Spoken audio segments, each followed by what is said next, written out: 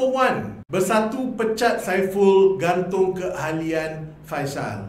Lembaga Disiplin Bersatu pada 14 Oktober 2025 memecat keahlian Ahli Parlimen Tasik Gelugor Wan Saiful Wan Jan serta menggantung keahlian selama satu penggal Ahli Parlimen Machang Wan Ahmad Faisal Wan Ahmad Kamal berhubung isu akuan bersumpah SD yang mengecam Presiden Bersatu Muhyiddin Yassin. Bersama Ketua Bahagian Muhammad Azruddin Muhammad Idris, Muhammad Faizal Asmar, Muhammad Fadli Ismail dan Muhammad Isa Muhammad Saidi, mereka ditudung sebagai dalang di belakang 120 SD yang dikeluarkan meminta Muhyiddin Yassin ke tepi. Wan Saiful tidak menolak tuduhan, tetapi di sidang medianya menyoal kenapa tiada tindakan terhadap Azmin Ali yang dia telah melaporkan kepada Lembaga Disiplin Bersatu 2 tahun lepas.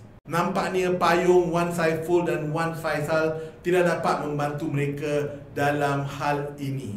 Timbalan Presiden Bersatu Hamzah Zainuddin terus senyap berhubung perkara ini. Soalan kini timbul, apa Wan Saiful nak buat? Kata Wan Saiful pada masa ini, dia akan menggunakan saluran dalaman parti untuk membuat rayuan terhadap pemecatannya.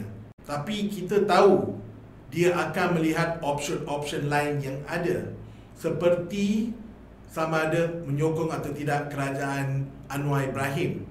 Lihat kalau ada tempat dalam kerajaan Madani.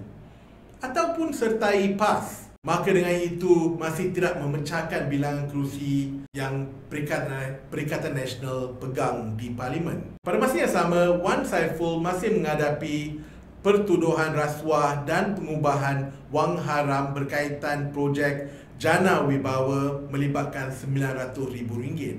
Presiden Parti Muhyiddin juga masih menghadapi kes korupsi berhubung Jana Wibawa. Selepas dibuang oleh Bersatu, Wan Saiful ada insentif besar untuk bekerjasama dengan kerajaan untuk menguatkan kes terhadap Muhyiddin dan mungkin harapkan kes dia dapat DNA, discharge not amounting to an acquittal, ataupun dalam bahasa Melayu, dilepaskan tanpa dibebaskan. Cara yang sama yang membebaskan Presiden UMNO Zahid Hamidi daripada penjara.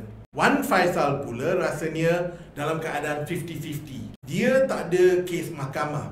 Dia bergantung kepada PAS untuk terus kuasai kerusi Machang di Kelantan. Yang ada padanya usia muda, berumur 38 tahun dan sekiranya dimaafkan, boleh menjadi pemimpin utama parti dalam masa 10 tahun. Ini mungkin sebabnya Muhyiddin tidak memecatnya.